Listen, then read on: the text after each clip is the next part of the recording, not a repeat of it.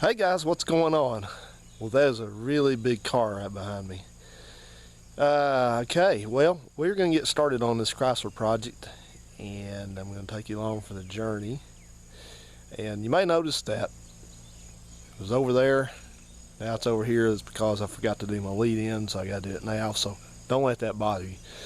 But anyway, we're going to go through this thing and see what all it takes to get this car back up and running. And I was warning you now, this is not a big expensive production. It's going to take some time. I just do things my own way.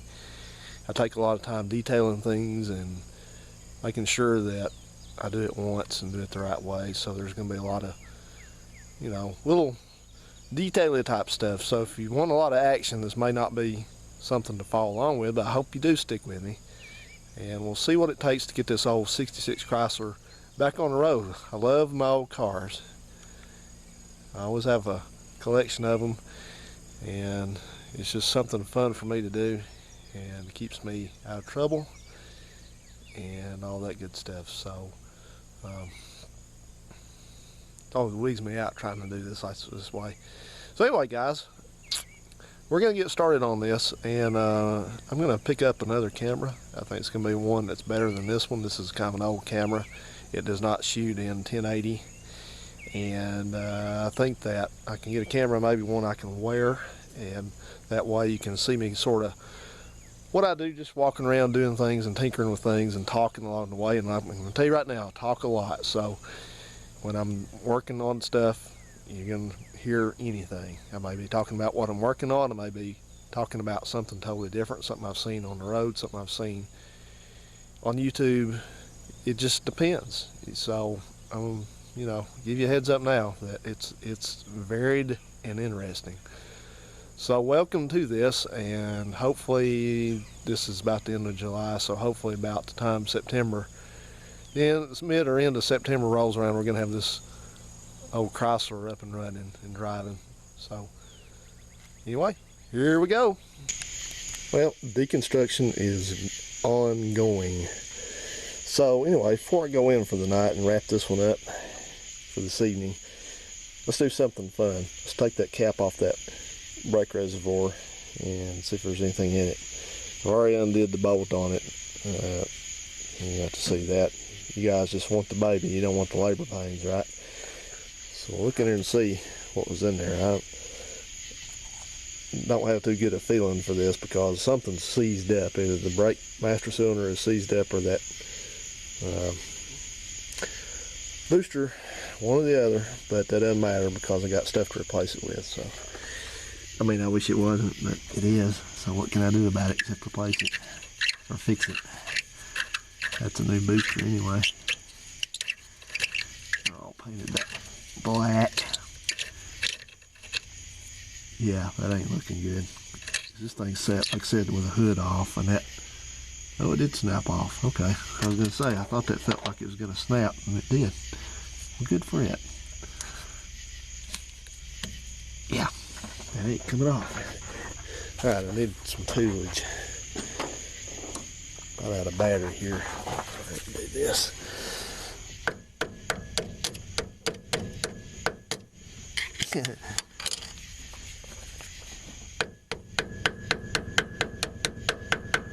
Good grief. Well, maybe not.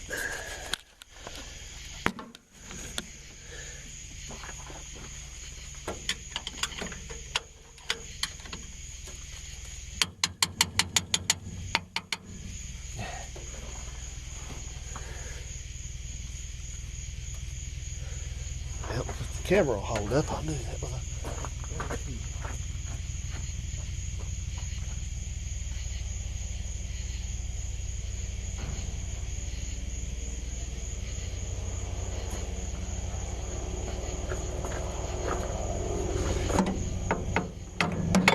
There we go.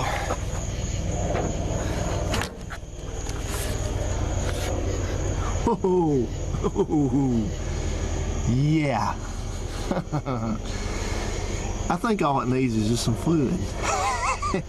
Well, we aren't going to use this one anyway. It's a single pot. We don't want that. So, all right, guys. On to the next one segment. See you in a minute. Alright then, it's another day and welcome back to Chrysler City. So last evening I was talking a little bit about this master cylinder here, and I referred to it as a single pot master cylinder. And what that means is that if you look here, it's just got one round reservoir for brake fluid. And it doesn't necessarily have to be round, it can be any shape, but it's only got one reservoir where the fluid is instead of two like modern cars have, like every other one here except this Oldsmobile back behind me. And the issue with that is that that's a single circuit system.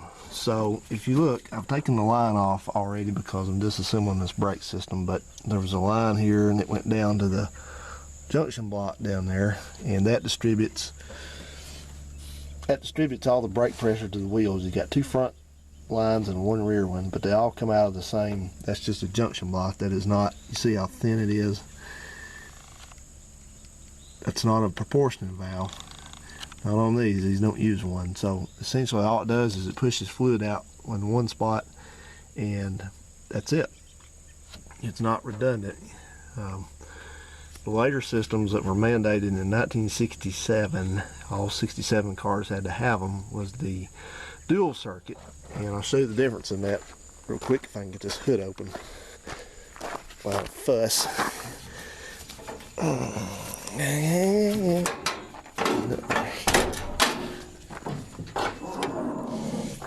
But if you look over here, there's quite a difference on this car. This has got the dual circuit. This is a 68.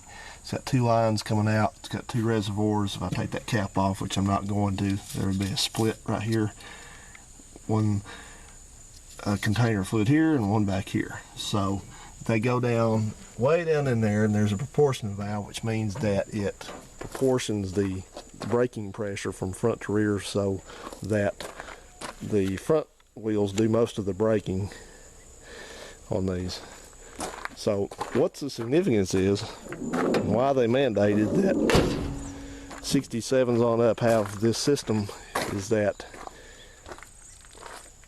there's no redundancy like a split system. Like if you have one reservoir runs, a split system runs like a right front wheel and a left rear, or the left front and the right rear, or one does the fronts, one does the rear, whichever. But the case is that the importance of that is that if something were to happen, if you blew a brake line or a wheel cylinder on a drum brake system or whatever, something happened, then you'd still have some brakes left. It might just be the rear brakes or the front brakes or the right front or the left rear, but you'd have some brakes. You could pump them and get the thing stopped. That's the whole point of that. But with these, if the master cylinder fails, or there is no one side of it on these. It's just if it fails or all that I just told you happens, the problem is you lose all your brakes and you crash.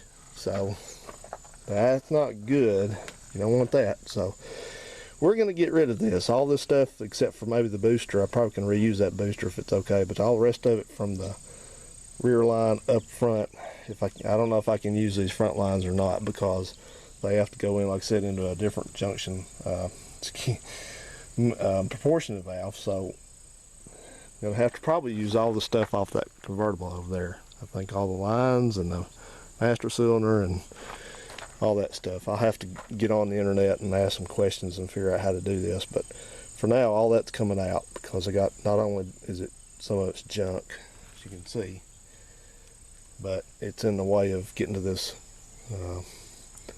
firewall back here. So anyway, we're going to do that and get this thing taken loose and go forward. So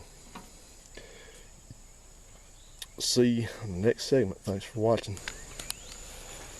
Okay guys, so I'm just working on getting this wiring harness out, and I have to get it disconnected from the bulkhead connector up there so I can sand this and paint it and all that. So that's what I'm working on, and I'm just kind of unhooking everything and getting it ready to come out. It's got to come out, be disconnected up at the firewall first, and then come out this way, because you got to pass through over here, and it's only so large. But you probably get the rest of it through there, but I think it's going to be easier to do it this way. And I'm not crazy about fooling with a 52-year-old wiring harness, but it's just got to come out. There's no other alternative. So to tell you what we have on one of these cars that runs off this lighting harness, we got 4 headlights, we got 2 turn signals, and we got 2 fender tops, and we got dual horns, and we got 3 grounds. You got 2 on that side and 1 on this side, and this one over here's got 1 wire on it only. So it's they're both actually these little 5/16 stuff. The only thing about this is going to really be time consuming, I guess, more than I would like it to be, is just that stuff like that is for sure, because I have to go back and get another damn socket. I'll be right back. Alright, as I was saying, the only thing that's going to be really time consuming more than I would like about this deal is that a lot of the stuff's going to have to be reconditioned, like the bolts and stuff are rusty. And it's not rusty like they won't come out. It's just rusty, you know. I'll show you one here when I get this one out. Weathered.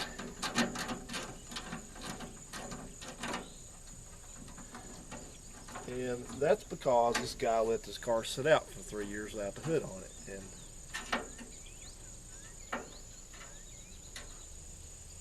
you know, the thing about it is he obviously didn't care about the car, and he didn't care about his aunt, anything like that. And so how rusty that is. Which is how to be. We'll put it in the de-rust solution and either paint it, or I may just go ahead and paint. The paint works good, it looks good, but the problem is these weren't painted originally. They were like plated. And you can do that at home. You can certainly do it at home, but it's just takes some effort. But there again, you know, the guy, he was a nice enough guy that sold me this car, but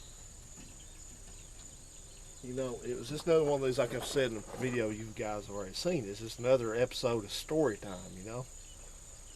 Everybody's so fascinated with telling stories about, oh, my aunt did this, and she did this, and she drove that car, and she loved that car, and she took care of it, and blah, blah. And the part they leave out is the part that, well, and then I pulled it out and blew the engine up and let it sit outside with the hood off of it for 3 years. That's what I did, the guy that we're talking about. Anyway, you can tell when, like I said, folks, you can tell real quick when it comes to cars, people tend to be FOS. Figure out what that means. They gotta get the camera and take a picture of that so I know how those go back together.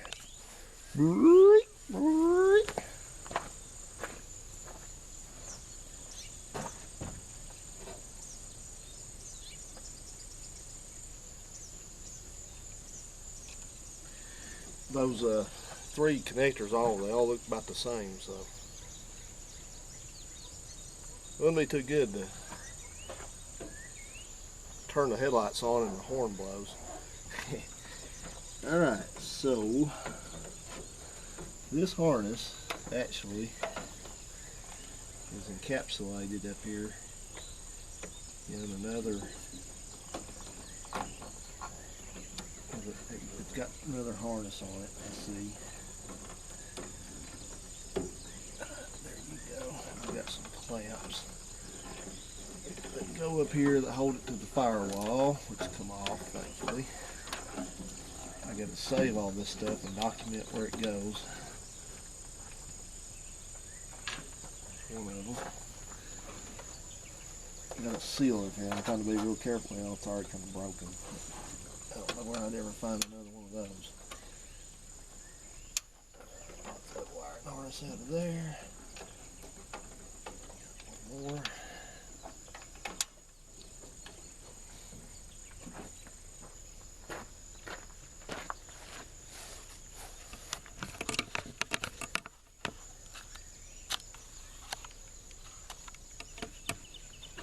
5:38. Wow, we're already over our peaks a lot of time for a video.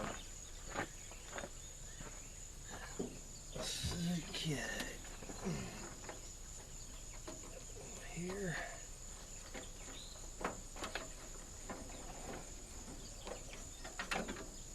Between. Well, don't worry about that right at the moment. I gotta find out where this big harness goes to. That's a big harness you got. Okay, well, sit still. It's the one that runs to the alternator.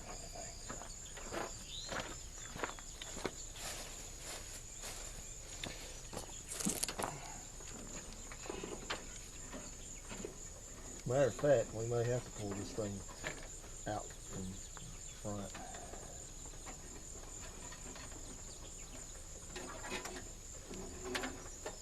There's a lot of wires in here. I gotta inspect every inch of it because I already see something or something cracked here.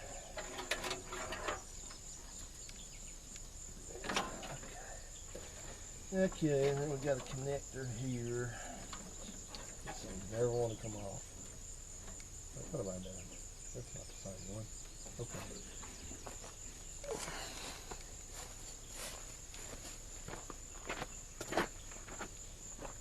I don't think these things were in any order, except the big one's on the top up here. Let's see if I can persuade this to start coming out. I hate these things. Oh yeah. I'll be right back.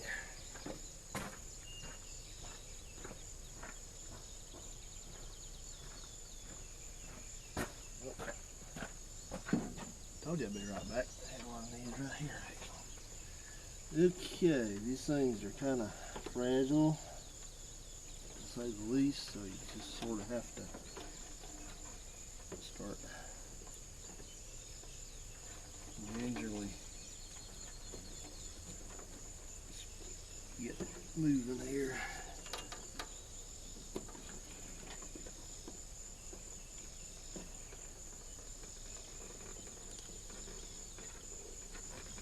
Try to. Let's see. Do.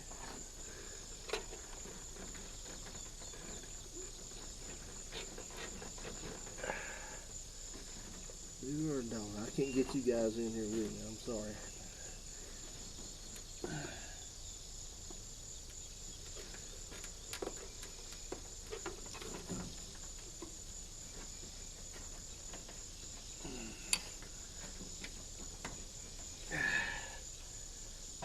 One side's out. Accordingly, I'm going to do a little bit smaller screwdriver. That one's kind of large for the task.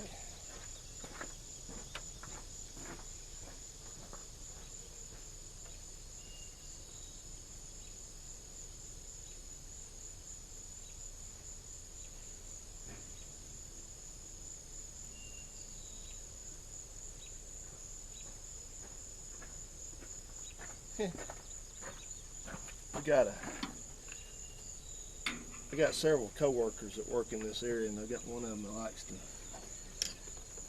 to announce when he gets to work. Likes to talk about what he's doing all day at work. He doesn't work, we don't work together, of course. And he likes to announce when he's going home. And then sometimes he even announces when he gets home.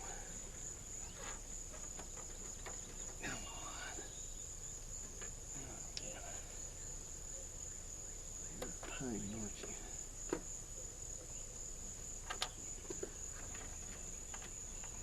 Okay, guys. Well, y'all are gonna get bored watching me wrestle with this, but I'll give you a peek down in here and show you what I'm working on at least.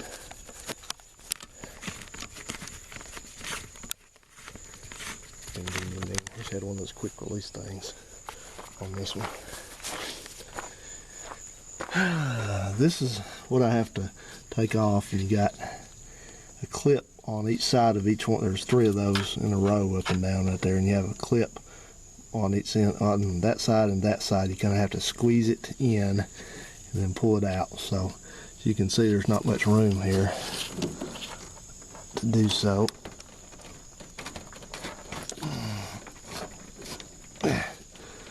And they don't squeeze after all this time much. So let me deal with that. Show you the after, hopefully.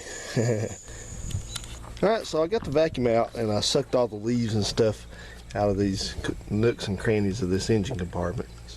And I got most everything off the firewall.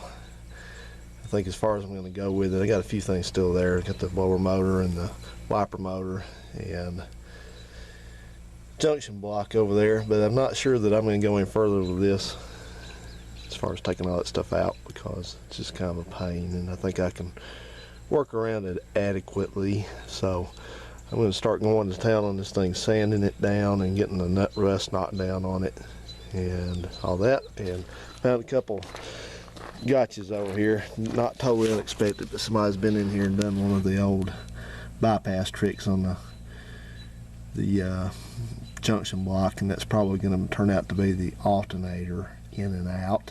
That's very common, but everything else is in pretty good shape. Just rusty and crusty, needs a lot of attention. So that's what I'm going to set out to start doing now and get along with that. It's a real fun thing to do. I don't like sanding, but it's just part of the stuff you got to do when you got a old car like this. So I haven't really decided what I'm going to do with these things, these areas that are kind of hidden that I can't really get to as far as with the sander, something like that. So probably will just spray them with either, if they're out of sight at them, I may just spray them with oil or a rust converter or something like that on them. But we'll see. I haven't got that far yet. But until then, I'm just going to be sanding and sanding and sanding. So I want to thank that guy again for leaving the hood off this car for 3 years. Really helped it. So I've been getting out here disassembling this more and more, and what I'm doing now is I've got to take these spice shields out, and they're held in with an assortment of clips and things like that, but they're kind of coming apart as I take them out. They're pretty hashed, so probably gonna have to end up remaking these. That's not a big deal. It's some kind of rubber. Well, it's got all the clips that go back in them. So I'm just popping the clips out. It's got a little pry bar here that's got a slot in it. This is back when they put metal clips and stuff. Instead of plastic.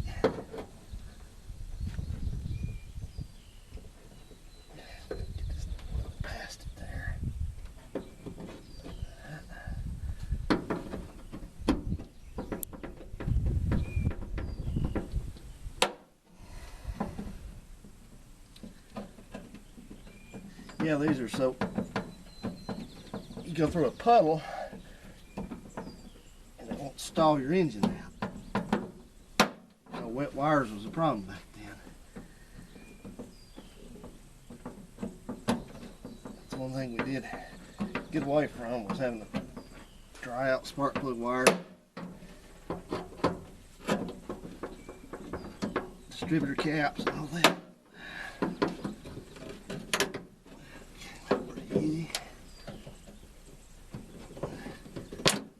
Everything's come off of this car easily, even though it had some surface rust on it. It just came right apart. And everything that I've taken off here has been date coated, the original. Like I don't have the wiper motor off yet, but it's date coated. 46 week of 65. The voltage regulator is original. The starter relay is original. Unbelievable. It's a shame we got to go in and get all this taken off, but that's the only way you can really do this the right way. Because you're gonna have to bear with me. Let's get down here and let's see.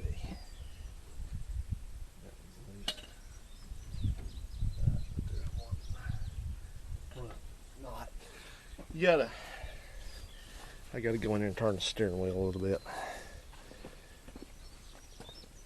You gotta take this to do a good job of painting. You gotta go to length to get to the stuff to detail it. So. Yeah. I still gotta take the cowl panel off, take the wipers out.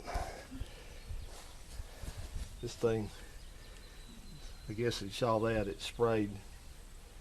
It's some kind of mixture of power steering fluid and water, and I think that steering box will probably ruin it, but I'm going to ask somebody what they think. We'll survive that because, like I said, it's got water in it.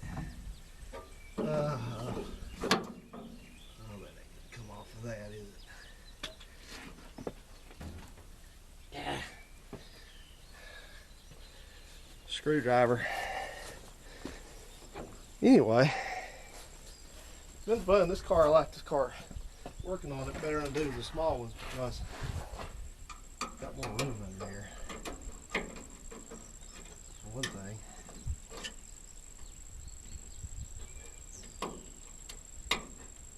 Yeah.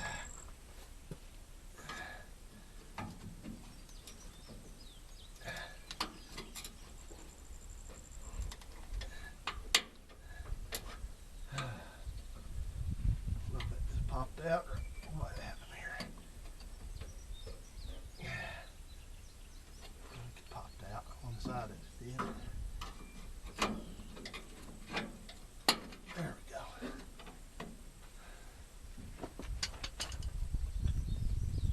I keep hearing some thunder like it's going to do something, but I haven't. The radar is not showing anything. Okay. I will have the label and label and label under here. Alright, I gotta try to get this out, not break this. Oh man. Oh, that's, okay, it's out. There we go. I gotta pull the brake lines off this thing too, not only the paint under there, but I think they're a little bit different, but I'm not convinced of that. So I have to, there we go. Gonna have to get them off and compare them. That convertible's got a real nice set of brake lines on it, but I don't think I think somebody made them. These are actually still held in all the clips around through here. See how this opens this up now? I can get into it to paint it and clean it, paint it, and all that good stuff. I'll be under here for a while. So what I gotta do now is I probably need to get under here and take one more, and I'm gonna have to get in the car under here and do that one. Can't hardly bring you guys there with me, so take my word for it, it's real fun. So anyway, we're working along, we're progressing here. So I don't know. The butterfly just landed on the camera. Butterflies on the camera. It's going to be an adventure with this thing to see what I was going to work on it after all this time sitting idle. You know, you had brake lines and brake hydraulics and all that stuff put on it. It's got a new wheel seal, brake booster, which I think is good. And that is real good because those things are not cheap. Alright guys, I got to climb in there and get those small ones off right up there. There's one on each side. Get those off and then I'm going to pull the brake lines the rest of the way off, and just kind of having a, it's one of the situations where I'm presented with so many things to do here that you sort of spend some time just kind of like spinning in a circle trying to decide which way to go first. But first goal is to get this thing cleaned and painted, so I'm going to see me a bug down in there. There's a bug down in there flying around trying to take over. Anyway, I'm going to spend some time masking under here. I've already treated the rust that's in it with rust converter, good or bad. That's what I'm going to do with it.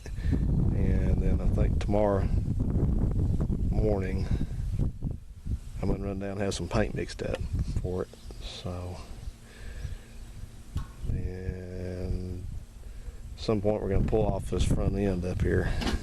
I hate to do that in a way, but it's kind of weathered and rusted, and that makes it easier to get in there and just do a good job of painting it. Plus, like I said in another video on that car over there, that oops, look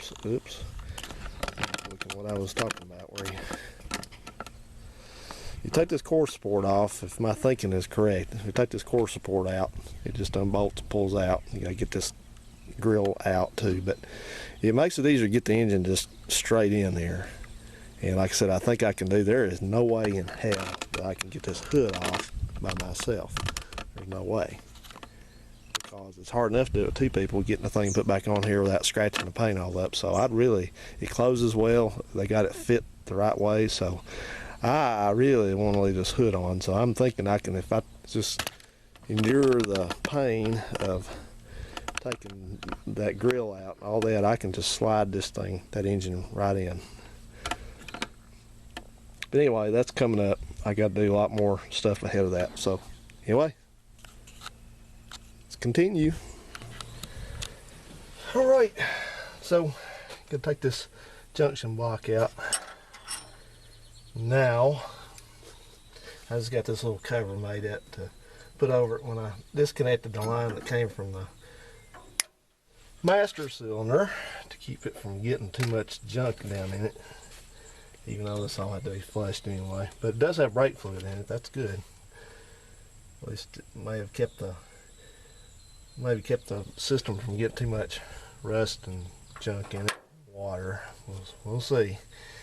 We will see. So anyway.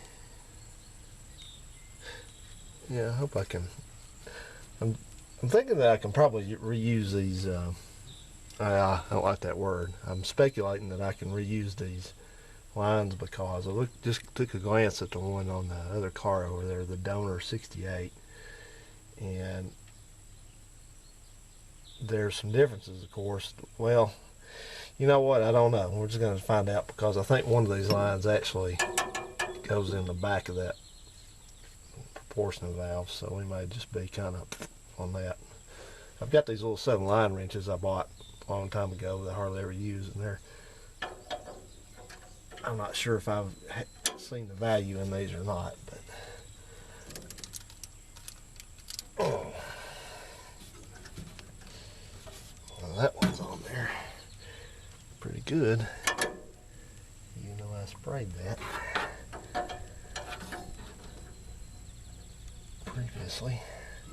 previously on Brakeline America. What can we do to kind of keep that in place here? I'm looking around behind me. I brought some other tools out. It's the only bad thing about it is if I had $1 for every time I've had to get up out of this car to get something, it's all right. Be back in a second. So one thing that'll help you is to be sure that you stay on course with what you're doing, and try not to get distracted. Like I was just getting up out here and I was looking at where the battery tray goes off camera right there. For a second, there's a rust hole right there. It's got to be fixed. I'm thinking, well, that needs to be done, but you have to keep things in order, prioritize. Otherwise, you get too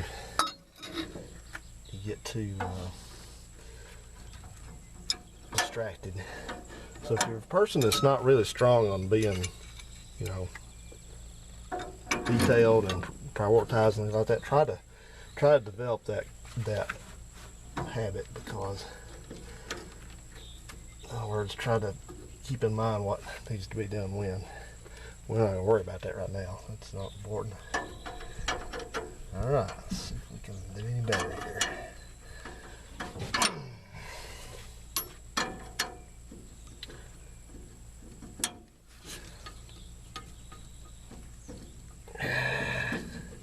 That didn't turn. I was afraid of that. These things kind of suck, because I think the jaws on them spread. So I've got a small adjustable wrench I use for this normally.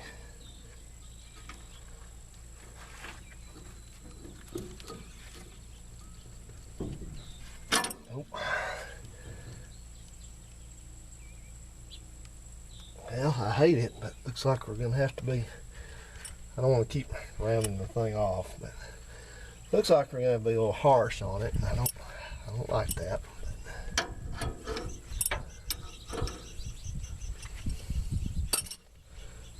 It's not responding appropriately. Oh, boy. All right. Channel locks are a last resort, but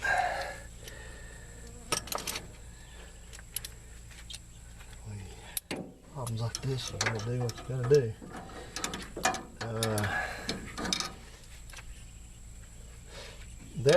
The ones that they came off the, it's weird because they came off the wheels cylinder, the brake line down there at the wheels just fine. The issue is up here, I guess, like I said many times, the rain on them, I guess, froze them.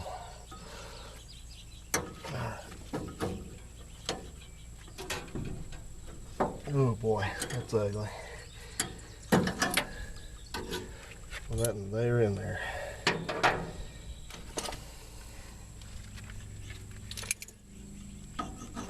I don't want to have to do this to you. You're forcing me. You're forcing my hand. I mean, it's not like I was getting, you know, I don't think I'm going to end up saving any of this anyway. I don't need the junction block, but if I have my druthers, I'd rather run the screw lines and not have to go all hook on them. I always tell stuff like this. I said, you're making this happen. You're causing it. You're gonna get what you want here. If you want to be forced off, that was your decision. You know, you had a choice. You could either come quietly or not. Oh boy. Man, this thing is. You son of a gun, you. I'm believing this.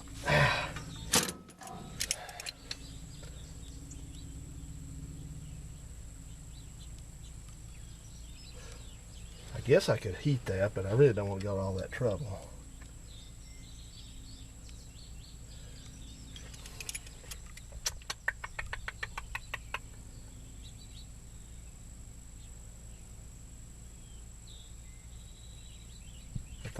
That thing being bending like that's not helping me either.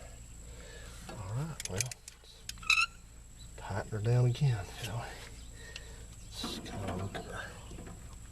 Where we're at with this. I'm gonna see one on the bottom will come loose first. If I can, I can get it out of the way, and that'll let me get some more room here.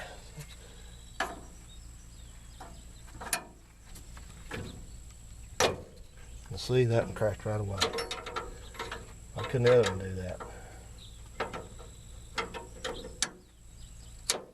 I said it is. Looks like it's twisting. There it comes.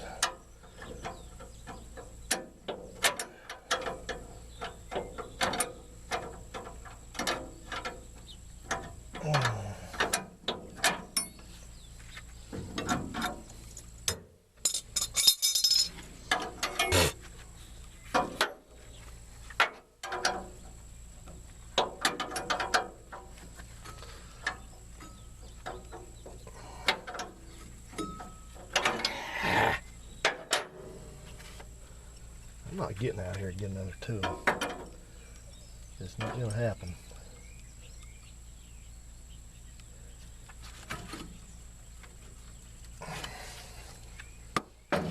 And watch I say that, I'm going to be up here in just a minute getting another tool. All right, all right, all right.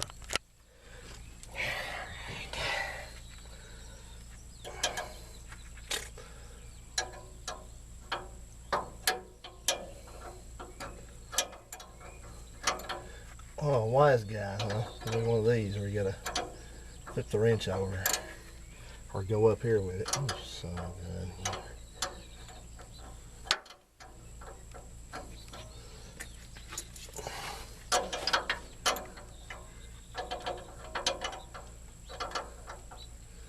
You guys ever get going on YouTube and you just sort of start rambling around and you're not looking for anything in particular, and you somehow or another you end up on these crazy videos?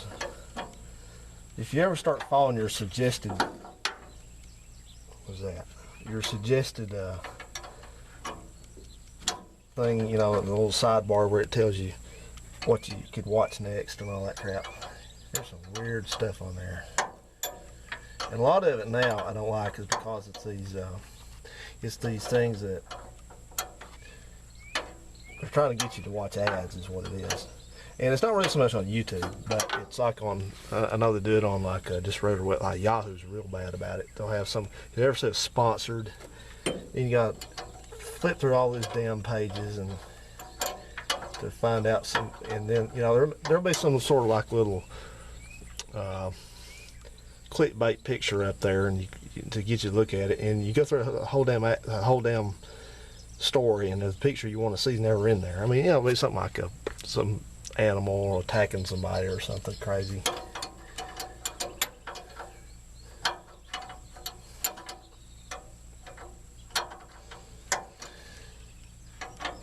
But yeah, somehow or another, the other night I wound up on that video. I think I might have went to that one on purpose because I remember it being so hilarious. Is that one, that Chris Crocker? And if you don't know who Chris Crocker is, don't feel bad and don't worry about it, because he's that guy that did the video that time way about 10 years ago to leave Britney alone. He was a real big, huge Britney Spears fan, and he's trying to defend her and all that. And he's like, leave Britney alone. Said her to her song is called More, More, More, because that's all you want, more, more, more, more, more. Ah! So I watched that again, you know, and I was like, you know, this is even better than I remember.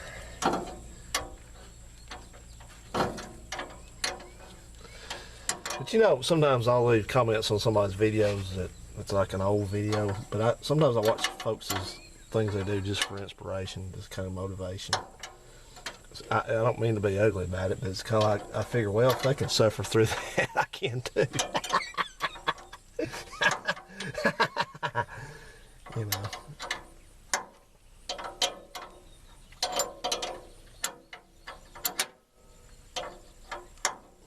This is taking forever because this is taking forever. Oh, yay. Yay, yay, yay, yay. Are you out yet? Really? Are you out yet? See, if I got to suffer through it, you all do too.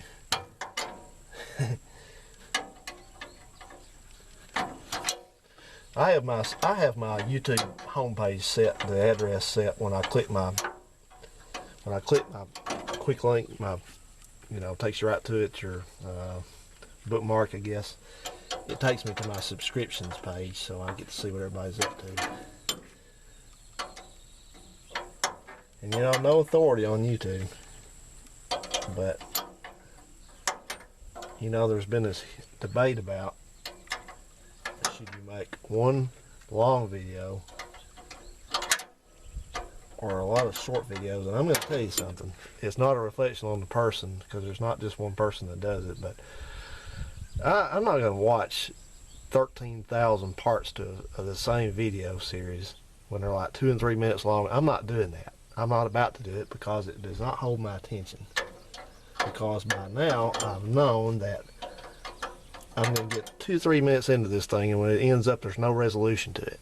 There's nothing. It's just like it's just chopping off. And I know one notorious person does this, and I think I know why that is. I think it's an angle to try to get more views. Either that, he figures that 130 views on 10 different videos each is better than 500 views on one long video. Maybe so. Maybe he's right. I don't know. But the thing is, if you're going to grow a channel, well, it wouldn't hurt you to remember what YouTube recommends to do, and other folks that do this a lot. The things I've tried to follow is, you know, when you do videos, now this one's not going to be one because this is going to be in a lot of different parts, but you got to try, if you're going to do a video, try to do one it's got a start and a beginning, start and a middle and an end. People get bored quickly. I mean, I'm just not gonna. Sorry, but I'm just not gonna come back 6 or 7 or 8 and 9 different times to watch a toilet being fixed. Not doing it. It's not interesting enough.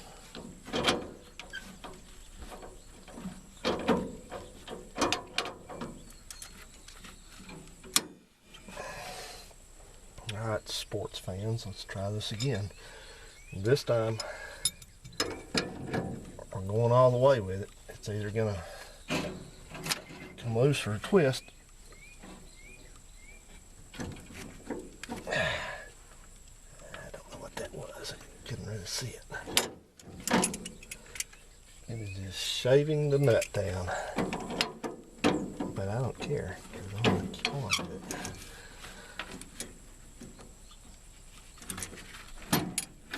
If you gotta break it, you gotta break it. So brake lines every day of the week. There you go. I think something moved. Well, that's it.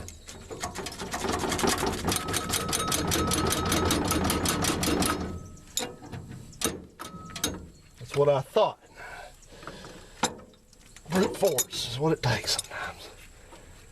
Oh, gun here. I really got to get a new camera. This camera's old and it works good, but it's just not that clear anymore, and it's got some features that I don't like about it, like that it dims the screen down, and I can't, after a period of time, I can't see what's going on. And all that. So, this is probably my lap. It's probably not even about to turn this because it's chewed up now. Hey, wait a minute, I got something else.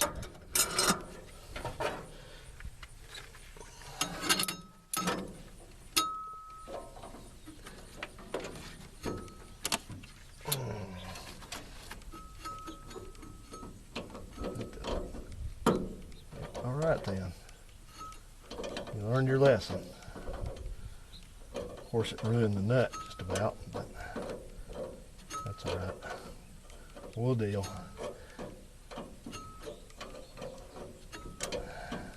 It looked like it was rusted pretty bad in there.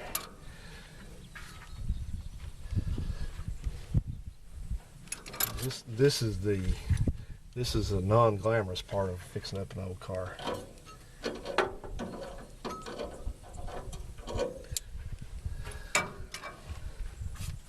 I won't show this stuff on those 30-minute videos. We edit it down for clarity.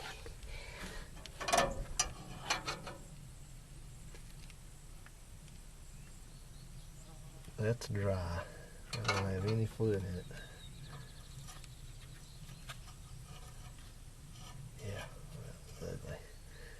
I know, I probably could have heated it, but alright, so what we gotta do is, let me take this thing off. Whoops. So much time we got left. 2 minutes. Got out of battery too. You guys know I don't change the battery in this camera. I just charge it because I think this is one of those cameras that you can't easily take the battery out of.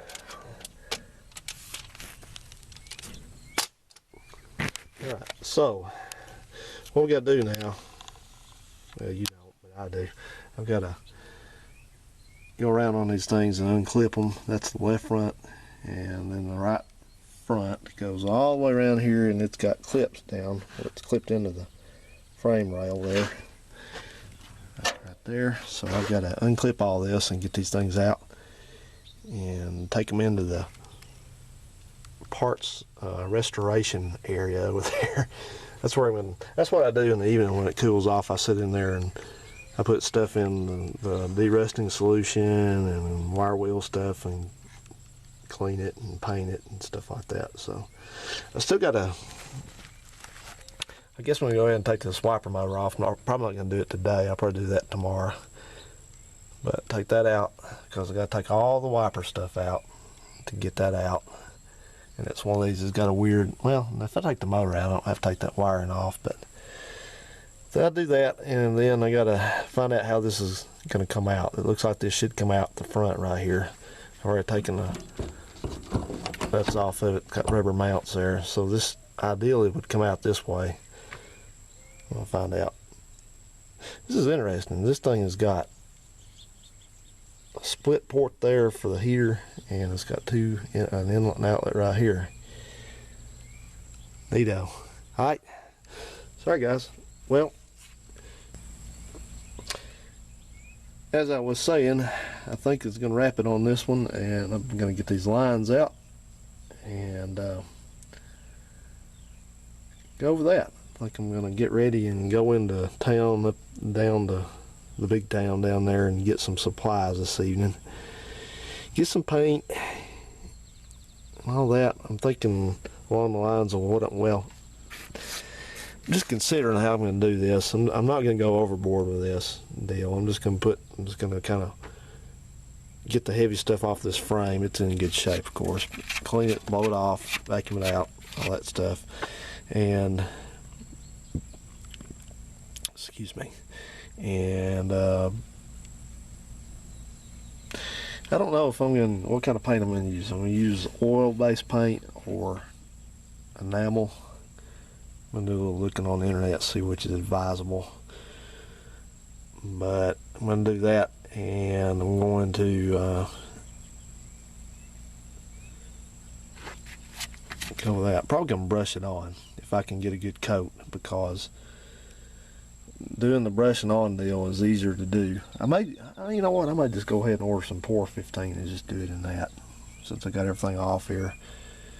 Because I'm tentatively planning, I have to clip in there, I'm tentatively planning to put this engine in next weekend, or at least get the other one out. But that's the plan. So I need to have all this painted and ready to go. Okay, enough yakking, dudes. So thanks for coming along with me on this thing, and sure look forward to getting this thing back on the road. See ya.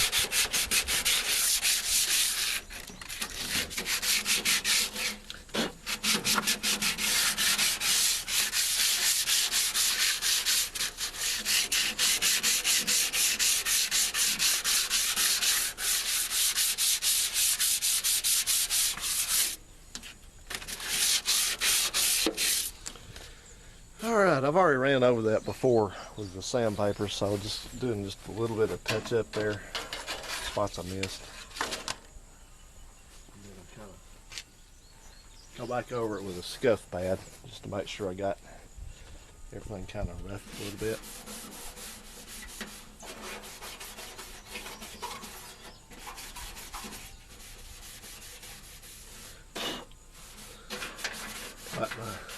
I like my $5 air blower there.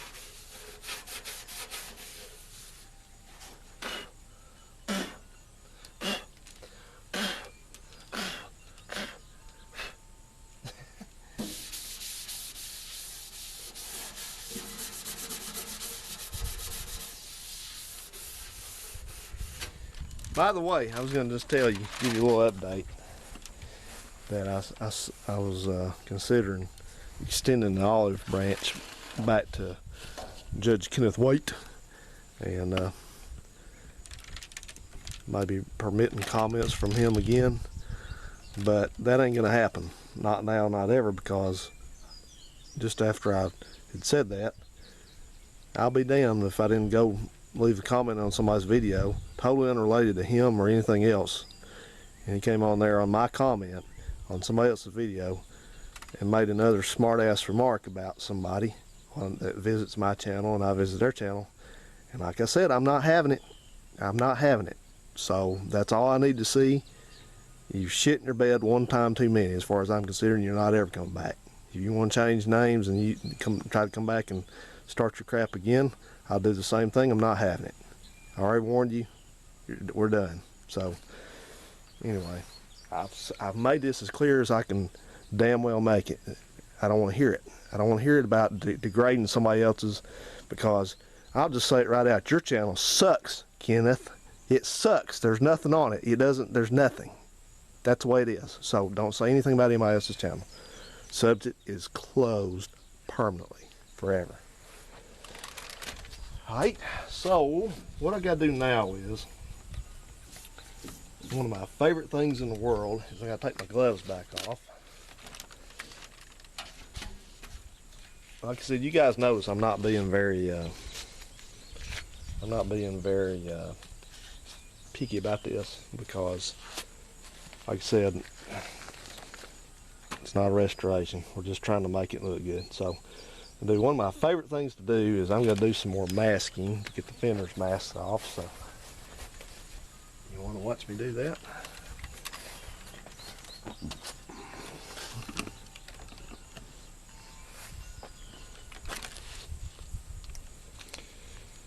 Because I'll tell you something, paint goes everywhere. Paint and primer goes everywhere. And actually, I'm going to be kind of careful with this paint. I just peeled some paint off of this thing. Can you believe that? This paint, if you ever painted this car, it didn't stick very well.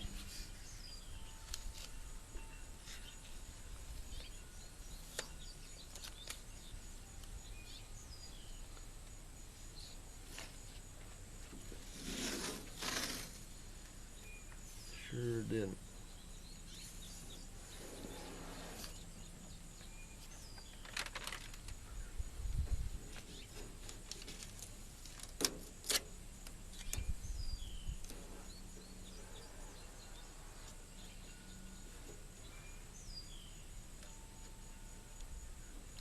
I need a sign. So when you peel paint with this painter's tape, really, the way you do it is you kind of peel it back on itself.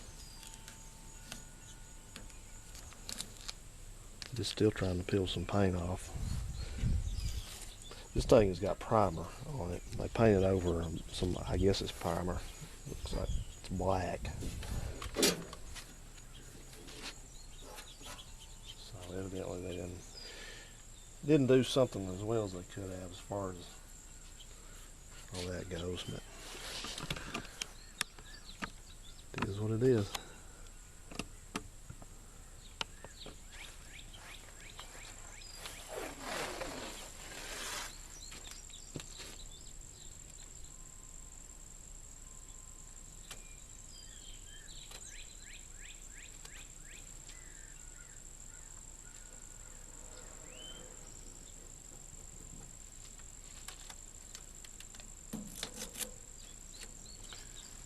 Right.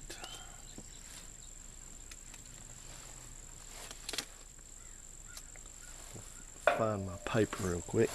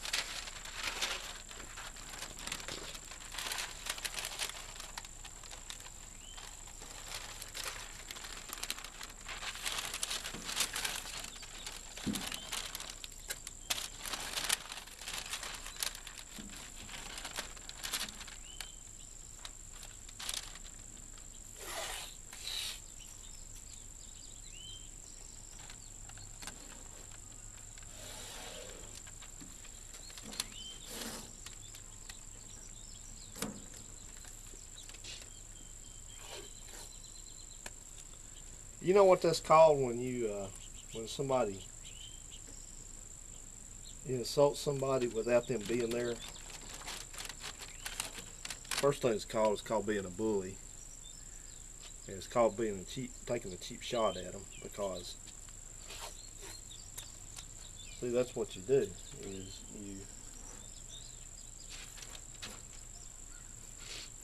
you take a shot in on them, you get a shot at them while they're not there, because that way you don't have to, you don't have to confront them. I know people like that in person. They got everything in the world bad to say about somebody if they're not there in front of them. But if they're there in front of them, the tune changes.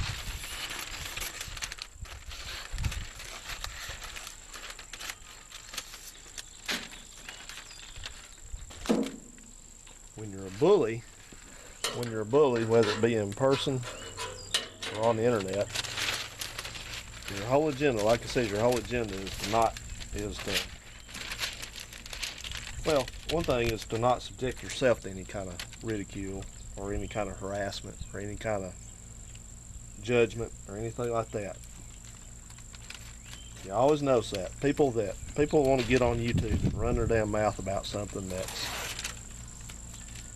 they think deserves their opinion, critical opinion. They'll never subject themselves to the same kind of treatment. Never. You guys can't see what's going on, can you? Never, never. So you think you'll ever see a video out of Kenneth? Nope. Or if he did make one, I guarantee he would block the comments. That's what you do. That's how it works.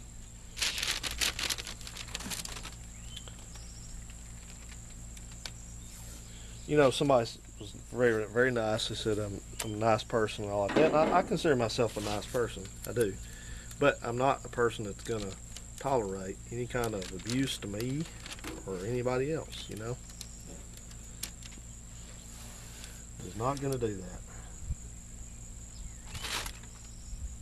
And I will I'll just tell you now that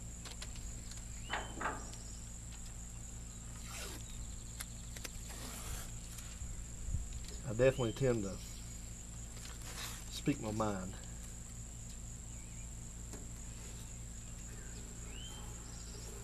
Because I was a young man, I wouldn't do that. I was just a wildflower, and I would never stick up for myself. Would never stick up for myself or speak my mind or speak my opinion or anything like that. I just followed people around. My dad used to call that being a sheep. Now, he didn't call me that, but that was his term for it. He said, never be a sheep.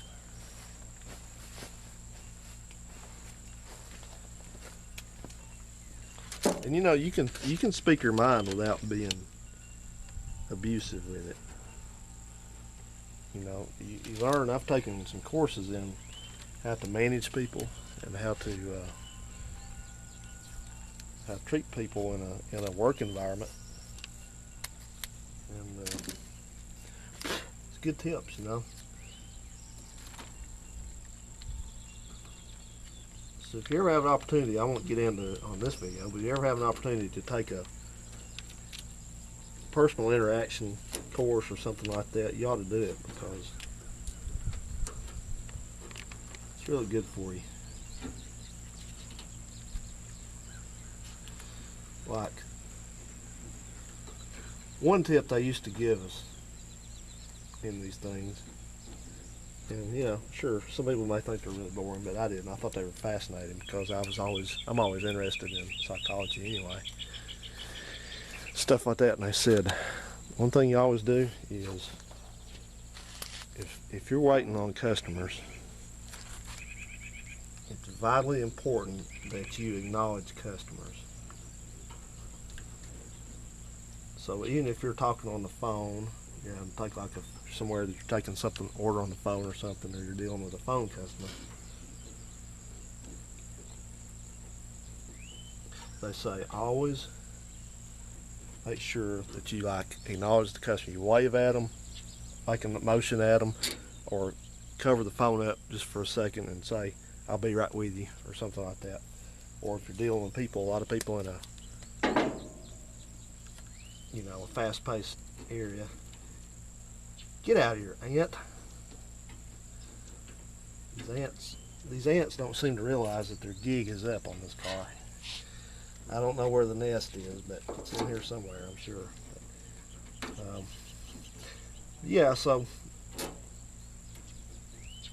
if you think about that, it's really accurate information, because it's a good suggestion. Because think, you ever go to, if you're standing in line someplace, think about your mood, how your mood would be if you were standing there and you walk up to the place and nobody seems to care about you, and nobody seems to acknowledge you or care that you're there, versus going in and somebody that's, even though they're busy, they take a moment to say, "Hey, how are you? We'll be right with you." You're a lot more patient. That's the point of it.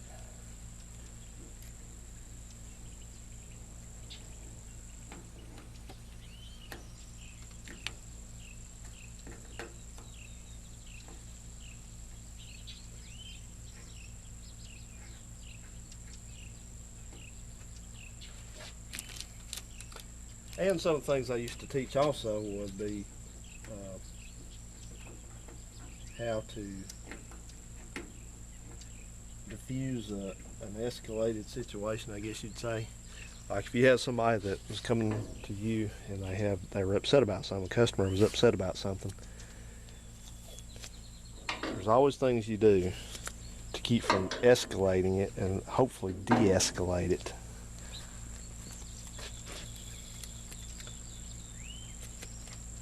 And one of the things I always would teach, they'd say,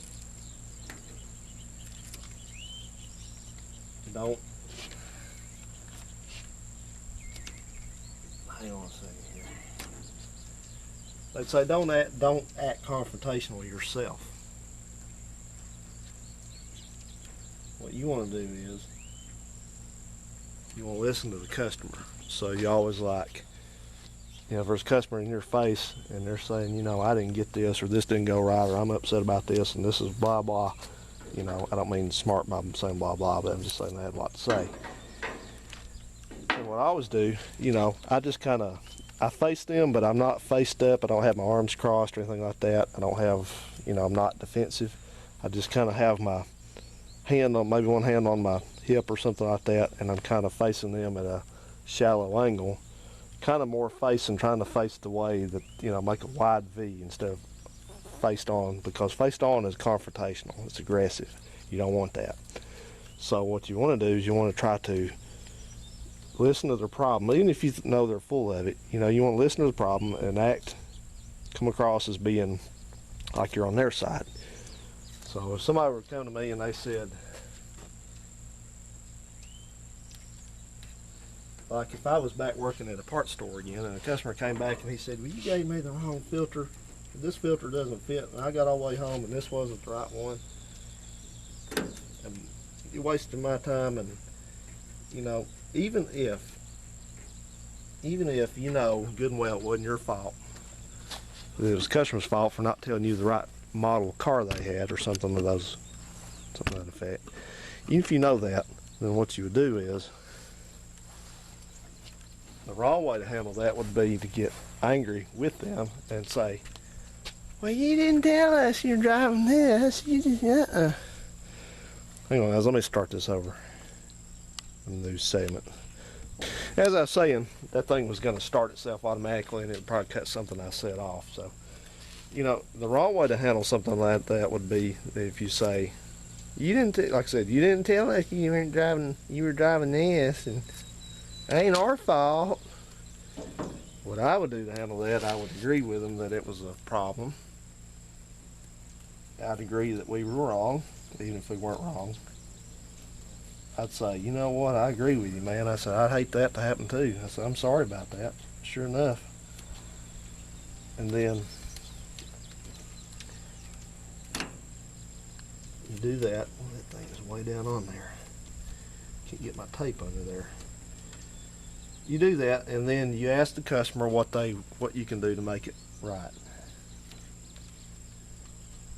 Because whether you actually believe that the customer is always right, the customer is always right, even if they're wrong. But you always ask the customer, you know, what can we do to make this better? So you do a few things in that situation. To cool them off, you agree with them that, yeah, that wasn't right, that was unfair, that was an inconvenience. Yeah, that shouldn't have happened. You know, you just agree with them. Because that's what a customer that's upset wants. They want you to agree with what they think. And so you agree with that, and then you listen to what they have to say, even if you don't want to.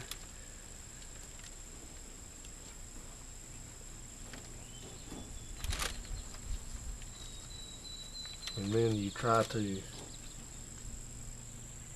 fix it. Like I learned early on, it's better if you're in a retail environment, it's better to eat the wrong part and make the customer happy rather than try to talk them out of it. So at the end of it, instead of you having a customer that was irate and claiming he's never going to come back and he hates you and you suck and he'll never do business with you again, he's going to think a couple things. He's either going to think that he won, if he's that sort of person. He won and got what he wanted. Or he's going to think that you're a pretty swell guy and you helped him out and he'll come back. That's all people want. Adults are like babies. They're like kids sometimes.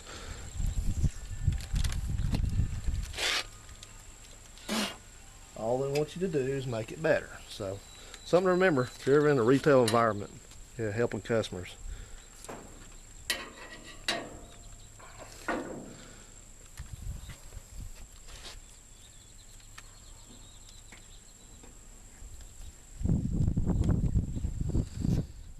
tell you what, years ago I never had the patience to do any of this. I had to learn patience.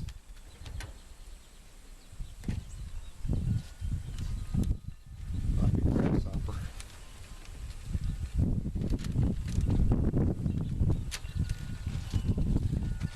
And not that I want any sympathy, but I thought I'd mention today is my 47th birthday. Happy birthday to me. Happy birthday to me. Happy birthday to Tyler. Happy birthday to me. What am I doing for my birthday? You're looking at it. Spin it with you all.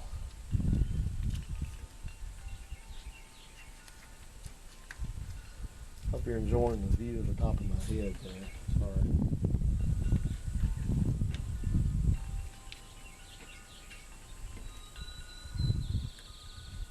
You know, it's like I had a guy that came on the channel the other day, and I'd done a video, one of the videos I'd done in the past about something that was kind of, the title sounded good, but the video wasn't really what the video was about. It was something about a gas tank, I guess, on a dart. Ouch. Man, I'm getting tired of hearing this. There. But anyway, he was just, you know, he didn't find what he wanted when he got to my channel and looked at that video, which is understandable.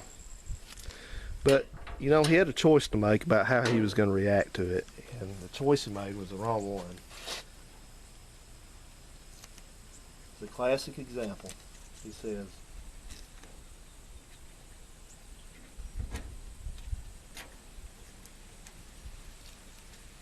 pardon me a second, guys.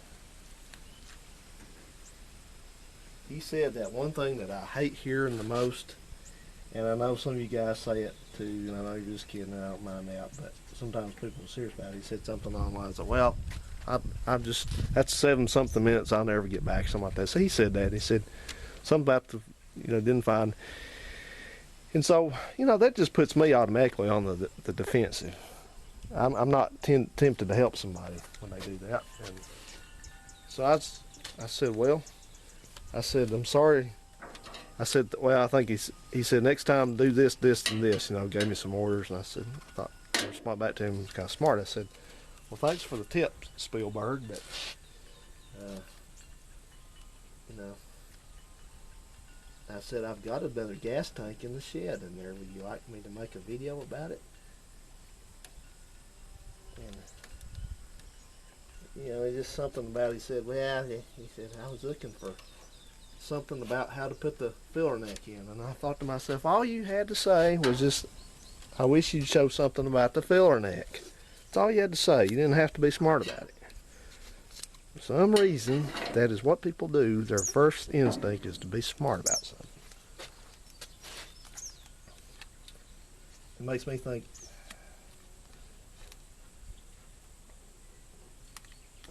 kind of makes me wonder. I think to myself,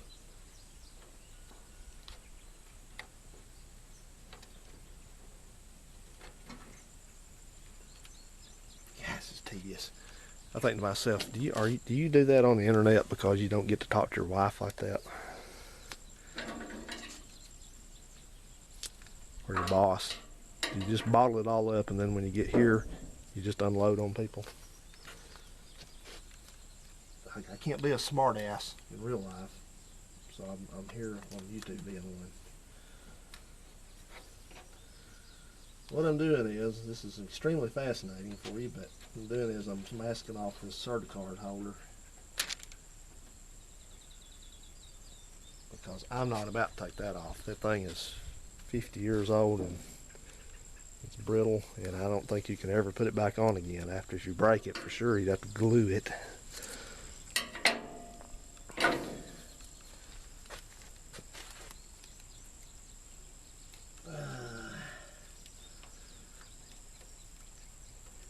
Okay, I'm about done with this, so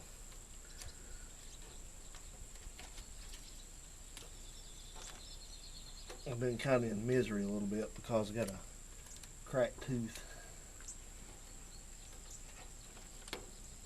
which is steadily degrading.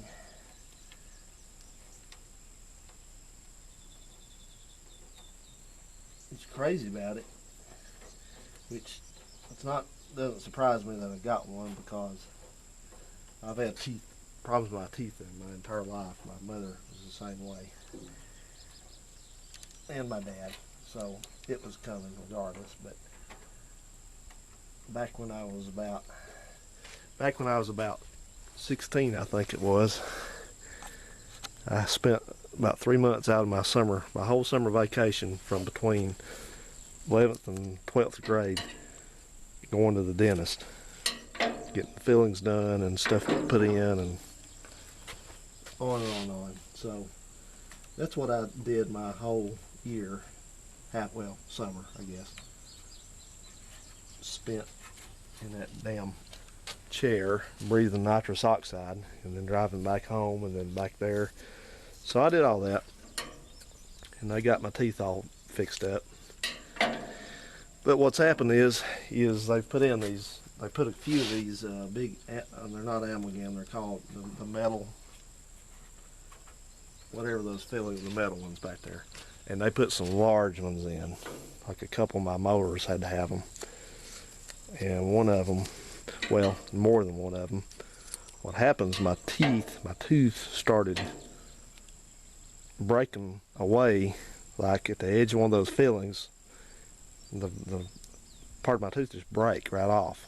You know, it wasn't decayed, it just got weakened, because those things, I think they kind of expand a little bit, or they can get, decay underneath them. But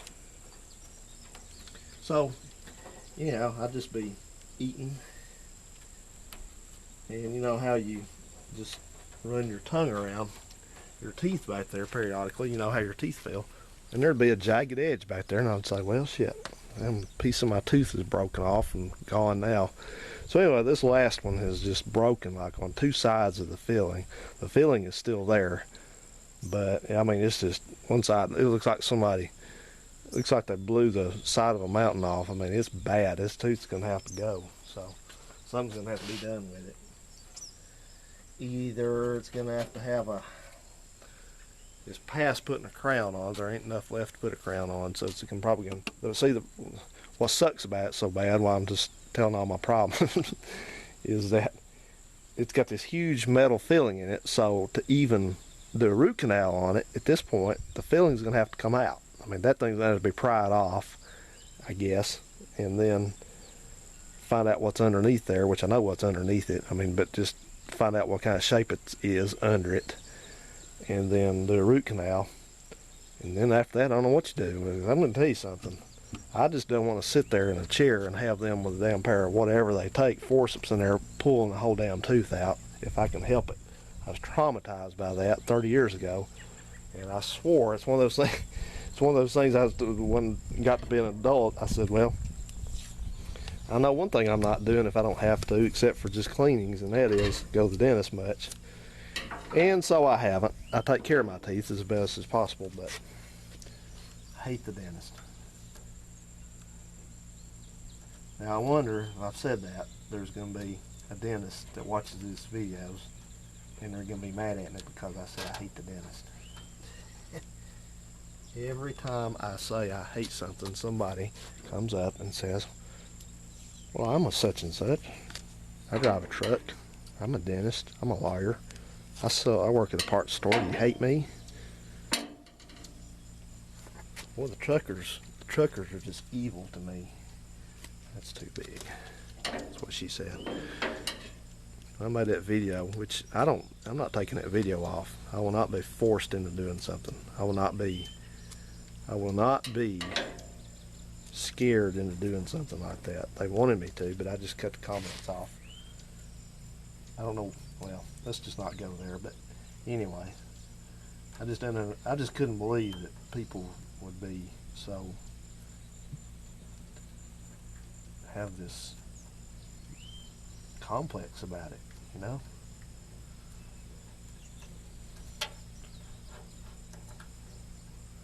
I mean, just threatening about it too. It's like,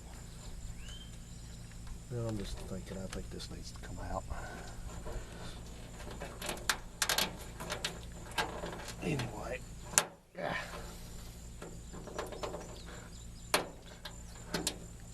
Alright guys, well, I've bored you enough, talking enough, and I'm going to get ready and start spraying some damn gum. If I tied something to that, the sun's going to break right off in my hands, but if I'm trying to get it out, don't break. Bored you enough, so I'm going to throw a little bit of primer on this, and then go get this video all together and edit it, and hopefully have it up this evening. Har har. Anyway. See you in a bit. So you want to watch me spray on some primer? Sure you do. So real quick, you guys, some of y'all probably follow Howard's channel. That's Old Car Alley. My buddy Howard up there in Michigan. And you know, Howard's kind of looking for another project, I think. So I was kind of wondering what Howard's going to end up with, and I'm just going to go ahead and say it. What I'm going to call it. I don't know. I don't have any inside information, but I'm going to predict that Howard is going to end up with another 58 through about a 61 Chevy of some sort, and I think it's either going to be a Bel Air or an Impala, or more likely, I think it's going to be a version of a station wagon, whatever the wood station wagons they called them, Parkwood, Kingwood. I don't know if they had that back then, Brookwood. I think it's going to be one of those, if he can find one. He hasn't said that. I'm just trying to gain clues from the things that he talks about and looks at a lot on his videos. So,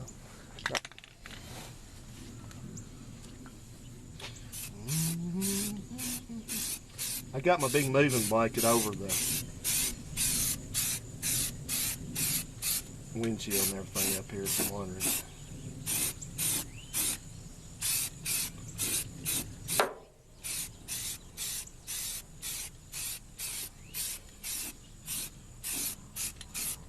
You may be saying, where's your compressor at? Don't have one.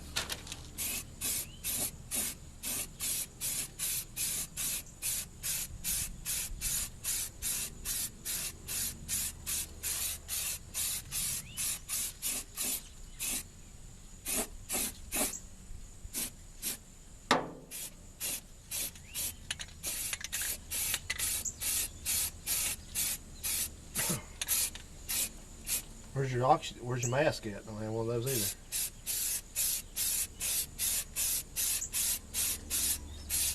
Where's your paint booth? Don't have that either.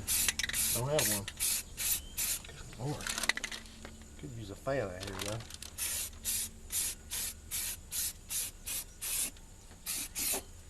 I know what you're saying. You're saying that's kind of unprofessional. Yep. That's the whole idea.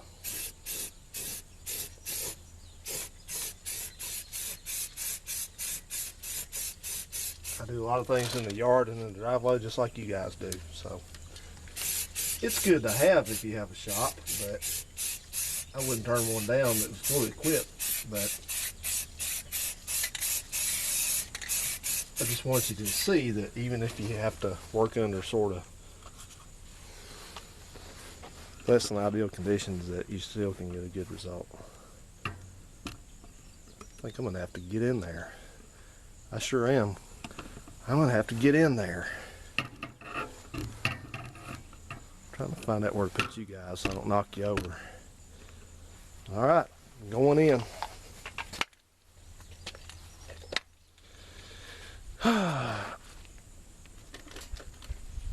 Hang on a second. Enough room here.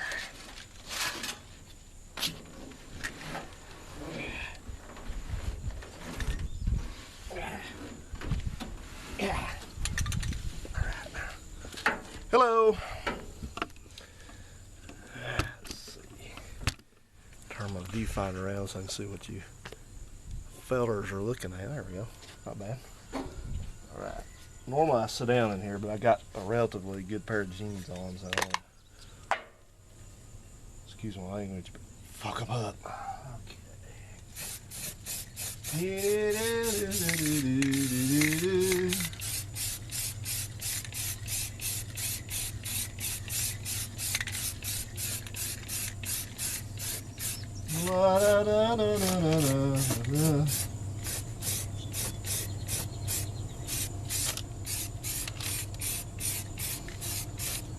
I'm getting really dizzy.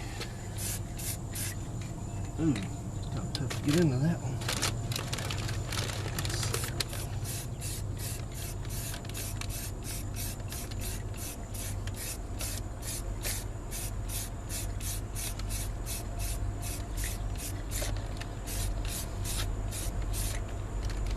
Train coming.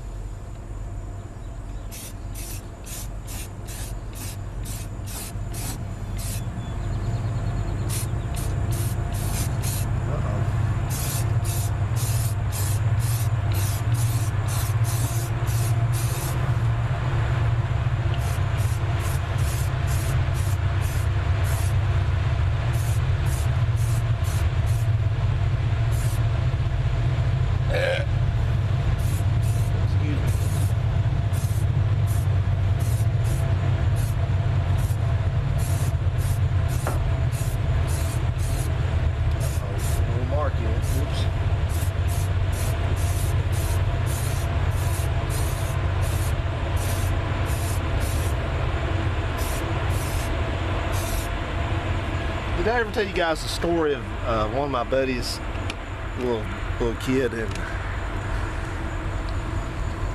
oh boy, he's probably about 4 or 5, and he learned he would try to interrupt people, not knowing any better, and somebody kept telling him, say, and so you need to say, excuse me, before you interrupt like that. So he didn't stop interrupting. He just started saying, excuse me, excuse me, excuse me, excuse me, excuse me, and start talking. So that idea didn't work too well. Kind of left part of it out.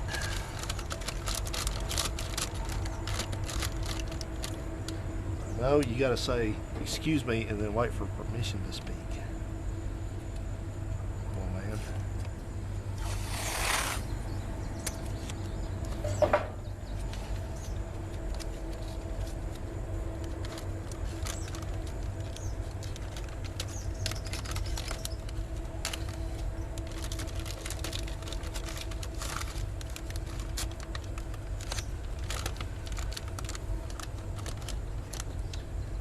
So yeah, when I work on stuff out here, I have time to start thinking about things I haven't covered in a long time. And one thing about that, I remember, you guys remember the Dart left about a year ago, and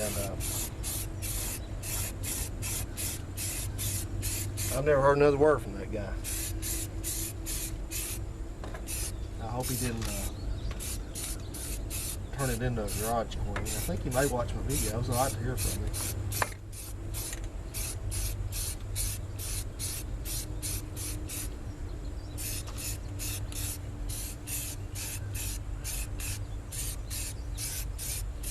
I got video of him taking off with it on a trailer if anybody wants to see that. I don't consider it a very interesting video.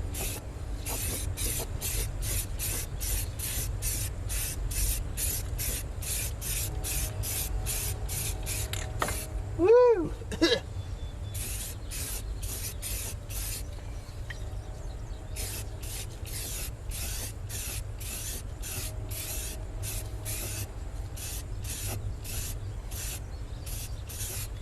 Yes, I can see the attraction of pepper paint. God,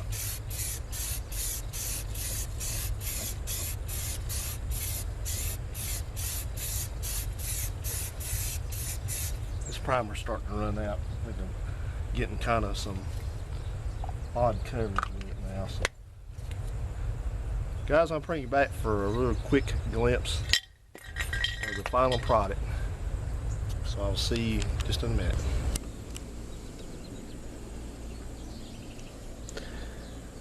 Okay, I know this is amazing and intriguing and very interesting, but I've got the second coat of primer on this, and I'm going to let it cure for 24 hours, and then I'll come back and do some sanding on it, and we're going to throw on the top coat. I'm just going to go with some cheap single stage stuff on this. Not going to be a big deal, because we're not, again, just trying to keep saying this, is that we're not out to make the engine compartment look a ton better than the car itself does. So that's the goal. And I'm going to wrap it up right here because one thing, this is getting kind of long, and the radar says them there clouds there got rain in them. So I have to get this thing shut back down and all that.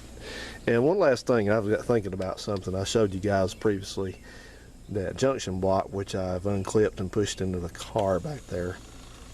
But that thing has been patched with a couple wires on it, and I realized that somebody did something really bad with that. That is absolutely not what you do with those, because what they did is, I mean, it's okay to patch them through like that, but what they did wrong was they cut out the fusible links that were part of that harness and eliminated them. And that's absolutely a no-no, because fusible length is critical in that circuit, because that circuit is tied directly to the battery, and there is no fuse in there except for that fusible link. And what a fusible link is, it's a wire like that, a length of wire that is a little bit less heavy duty than the circuit that it protects.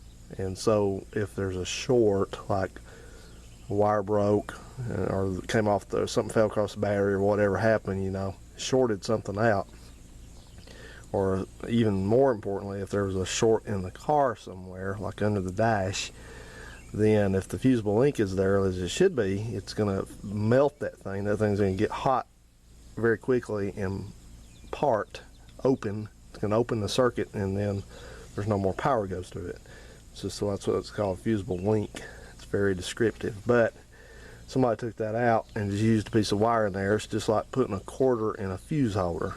There's no more fusing capability.